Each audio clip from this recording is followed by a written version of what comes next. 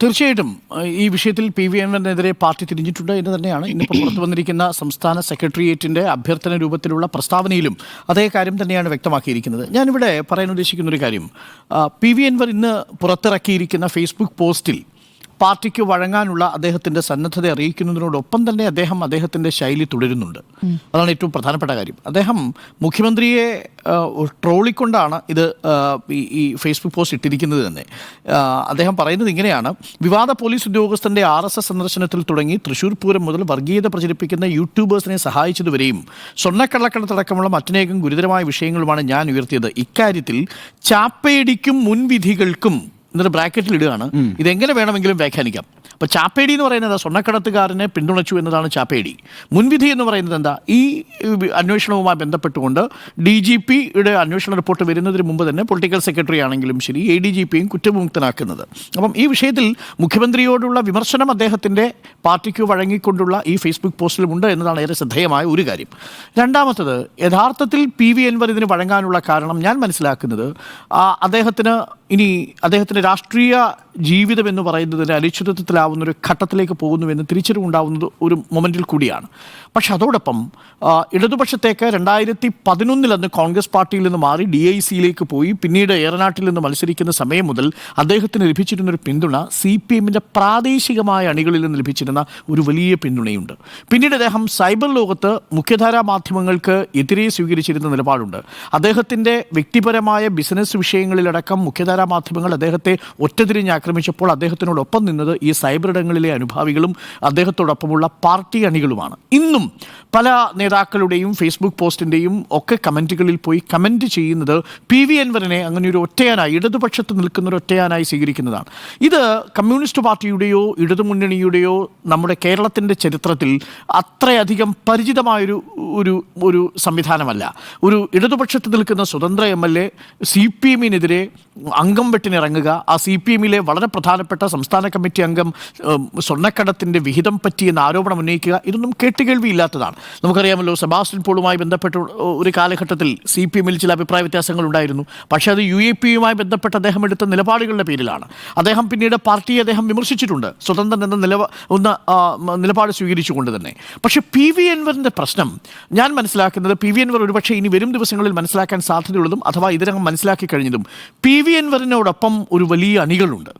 ആ അണികളും ആഗ്രഹിക്കുന്നത് പാർട്ടിയിൽ നിന്ന് പുറത്തു പോകുന്ന പി.വി. അൻവറിനെയല്ല, പാർട്ടിക്കുള്ളിൽ നിന്ന്, ചെങ്കൊടി തണലിൽ നിന്ന് പാർട്ടിക്ക് ഒപ്പം എന്തും വിളിച്ചു പറയാൻ കഴിയുന്ന ഒരു ഒറ്റയാൻ എന്ന നിലയിൽ അദ്ദേഹത്തെ ആളുകൾ ആഗ്രഹിക്കുന്നുണ്ട്, പാർട്ടിയുടെ അണികൾ. അതേസമയം പാർട്ടിക്ക് മുകളിൽ പി.വി. അൻവർ പോകുന്നൊരു ഘട്ടം വന്നാൽ പാർട്ടിയിലെ അണികളെ സംബന്ധിച്ചിടത്തോളം അഥവാ പാർട്ടി പ്രവർത്തകരെ സംബന്ധിച്ചിടത്തോളം അതൊരിക്കലും അവർക്ക് സ്വീകാര്യമായ ഒന്നല്ല. ഞാൻ ഓർമ്മിക്കുന്നത് KR ഗൗരിയമ്മ പുറത്തു പോകുന്ന സമയത്ത് അന്ന് ഏഷ്യാനെറ്റിൻ്റെ ആർക്കൈവ്സിലുണ്ടായിരുന്ന ചില വീഡിയോകൾ ഇപ്പോൾ പ്രചരിക്കുന്നുണ്ട്. ആ ആർക്കൈവ്സിൽ ചില ആളുകൾ പറയുന്നുണ്ട്, സാധാരണക്കാരായ കൂലിപ്പണിക്കാർ, ഈ ബാർബർ ഷോപ്പിലിരിക്കുന്ന മനുഷ്യർ, കർഷകർ, ഇവർ പറയുന്നൊരു വാചകമുണ്ട്. ആ വാചകത്തിൽ ഒരു വാചകം ഞാൻ കേട്ടത് ഇങ്ങനെയാണ്: ഞങ്ങൾക്ക് KR ഗൗരിയമ്മ ഇഷ്ടമാണ്, പക്ഷേ പാർട്ടിക്ക് മുന്നിൽ KR ഗൗരിയമ്മ ഒന്നുമല്ല. നിങ്ങളുടെ നേതാവ് എത്രമേൽ വലിയ നേതാവാണെങ്കിലും ശരി, പാർട്ടിക്ക് മുകളിൽ വളരാൻ അനുവദിക്കില്ല എന്നുള്ളതാണ് പാർട്ടിയുടെ ലെനിനിസ്റ്റ് സംഘടനാ രീതി.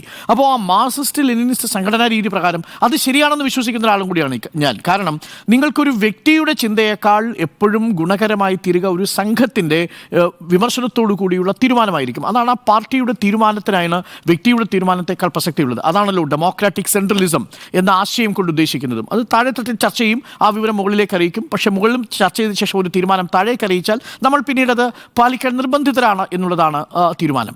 പക്ഷേ എന്തുകൊണ്ടോ പി.വി. അൻവറിന് ഇത് ബാധകമല്ല. കാരണം അദ്ദേഹം പാർലമെൻ്ററി പാർട്ടി മെമ്പർ മാത്രമാണ്, പാർട്ടി അംഗമല്ല. അതുകൊണ്ട് പാർട്ടി അംഗമല്ലാത്തതുകൊണ്ട് ഈ ഡെമോക്രാറ്റിക് സെൻട്രലിസത്തിൻ്റെ മാർക്സിസ്റ്റ് ലെനിനിസ്റ്റ് സംഘടനാ രീതിയിൽ അദ്ദേഹം പ്രവർത്തിക്കേണ്ടതില്ല.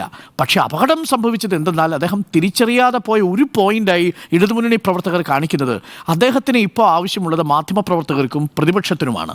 ഇടതുപക്ഷത്തേക്കാൾ എന്ന നിലയിലേക്ക് കാര്യങ്ങൾ മാറി. അദ്ദേഹം ഈ വിവാദമുണ്ടാക്കുന്ന 20 അല്ലെങ്കിൽ ഈ കാര്യങ്ങൾ തുറന്നു പറയുന്ന 20 ദിവസങ്ങൾക്ക് മുൻപുള്ള അവസ്ഥയല്ല ഇപ്പോഴെത്തി നിൽക്കുന്നത്.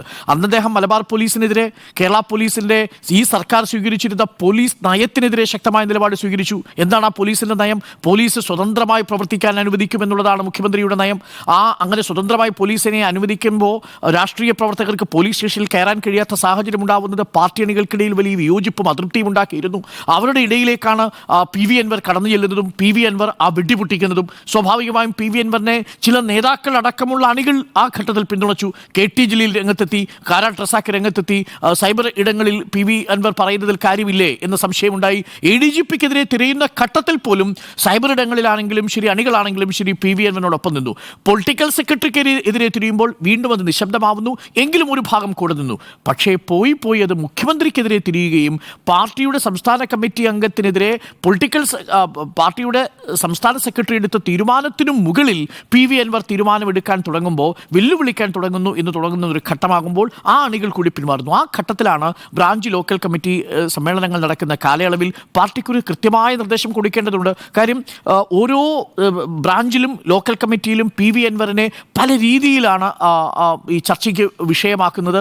അതുകൊണ്ട് തന്നെ ഒരു വ്യക്തത പാർട്ടിക്ക് കൊടുക്കണം. ആ വ്യക്തത കൂടിയാണ് ഇന്നിപ്പോൾ സംസ്ഥാന സെക്രട്ടറി കൊടുത്തത്. ഞാൻ മനസ്സിലാക്കുന്നത് PV അൻവറിന് മാത്രം കൊടുത്ത നിർദ്ദേശമല്ല, അത് ലോക്കൽ കമ്മിറ്റിയിലും ബ്രാഞ്ച് സമ്മേളനങ്ങളിലും അടക്കം പങ്കെടുക്കുന്ന പ്രതിനിധികൾക്ക് കൂടി കൊടുത്ത ഒരു നിർദ്ദേശമായിട്ടാണ് ഞാൻ മനസ്സിലാക്കുന്നത്. ഏതെങ്കിലും തരത്തിൽ PV അൻവറിൻ്റെ നിലപാട് നിങ്ങൾ പുറത്തോ അതല്ലെങ്കിൽ മറ്റെവിടെയെങ്കിലും ഉന്നയിക്കുകയാണെങ്കിൽ അത് പാർട്ടിയെ ദുർബലപ്പെടുത്താൻ പോകുന്നു, ഗവൺമെൻറ്റിനെ ദുർബലപ്പെടുത്താൻ പോകുന്നു എന്ന നിലപാടാണ് സ്വീകരിച്ചിരിക്കുന്നത്. ആ സംഭവം കൂടി തിരിച്ചറിഞ്ഞുകൊണ്ടാണ് പാർട്ടിയിൽ നിന്നോ അല്ലെങ്കിൽ പാർലമെൻ്ററി പാർട്ടിയിൽ നിന്ന് പുറത്താകാതെ പാർട്ടിക്കുള്ളിൽ ഇടതുപക്ഷത്ത് തന്നെ നിലയുറപ്പിച്ചുകൊണ്ട് അദ്ദേഹം പറഞ്ഞ വിഷയങ്ങളിൽ ഉറച്ചുകൊണ്ട് പാർട്ടിക്ക് ഞാൻ കീഴ്പ്പെട്ട് തൽക്കാലം ഞാൻ പിൻവാങ്ങിയിരിക്കുന്നു എന്ന മെസ്സേജ് നൽകുന്നത് ഒരു കാരണവശാലും ഇത് PV അൻവറിനെതിരെ ഒരുപക്ഷെ വരാൻ സാധ്യതയുള്ള അന്വേഷണങ്ങളെ ഭയന്നല്ല എന്നാണ് എൻ്റെ ഉത്തമ ബോധ്യം. അങ്ങനെ അന്വേഷണങ്ങളെ ഭയക്കുന്ന ഒരാളെ അല്ല PV അൻവർ എന്ന് നമുക്കറിയാം. അതുകൊണ്ട് ഏതെങ്കിലും തരത്തിൽ അദ്ദേഹത്തിനെതിരെ ഒരു ഇൻ്റലിജൻസ് അന്വേഷണം തീർച്ചയായിട്ടും അതുണ്ടാവും. ഇത്തരം വിഷയങ്ങൾ ഉണ്ടാകുമ്പോഴെല്ലാം ഇൻ്റലിജൻസ് അന്വേഷണം സ്വാഭാവികമാണ്. ഇനി അദ്ദേഹത്തിനെതിരെ മറ്റേത് അന്വേഷണം വന്നാലും അതിലൊക്കെ നേരിടാനുള്ള കരുത്ത് PV അൻവറിനുണ്ട് എന്നാണ് ഞാൻ മനസ്സിലാക്കുന്നത്. പക്ഷേ പാർട്ടി ആണ് ശരി എന്ന ബോധ്യത്തിലേക്ക് അദ്ദേഹം വൈകിയാണെങ്കിലും എത്തിയത് പാർട്ടി അണികളിൽ ഒരു വിഭാഗത്തിനെ സംബന്ധിച്ചിടത്തോളം ആശ്വാസകരമാണ്. എന്നാൽ അദ്ദേഹം പറയുന്നത് പോലെ ചില മാധ്യമങ്ങൾക്ക്, നമ്മളടക്കമുള്ള മാധ്യമങ്ങൾക്കാണെങ്കിലും അദ്ദേഹം ഒരു വാർത്താ വിഭവമാണ് എന്ന കാര്യത്തിൽ സംശയമില്ല. അദ്ദേഹം ഉയർത്തിയത് വളരെ പ്രധാനപ്പെട്ട വിഷയമാണ്. അസാധാരണമായ ഒരു രാഷ്ട്രീയ സാഹചര്യമാണ് ഉണ്ടായത്. നമുക്കിനി നോക്കാം ഇനി അദ്ദേഹം എങ്ങനെയാണ് ഈ വിഷയങ്ങളിൽ പ്രതികരിക്കുക. ഒക്ടോബർ 1-ാം തീയതി അദ്ദേഹം ഉന്നയിച്ച വിഷയങ്ങളിൽ പുറത്ത് റിപ്പോർട്ട് വരാൻ പോവുകയാണ്. ആ റിപ്പോർട്ടിനെ തുടർന്ന് നടപടി ഉണ്ടാകുമോ തുടങ്ങിയ കാര്യങ്ങൾ നമുക്കറിയാം. അതുകൊണ്ട് പാർട്ടി തിരിഞ്ഞിരിക്കുന്നു. പാർട്ടി തിരിഞ്ഞത് PV അൻവറിനും തിരിഞ്ഞിരിക്കുന്നു എന്നാണ് എൻ്റെ പക്ഷം.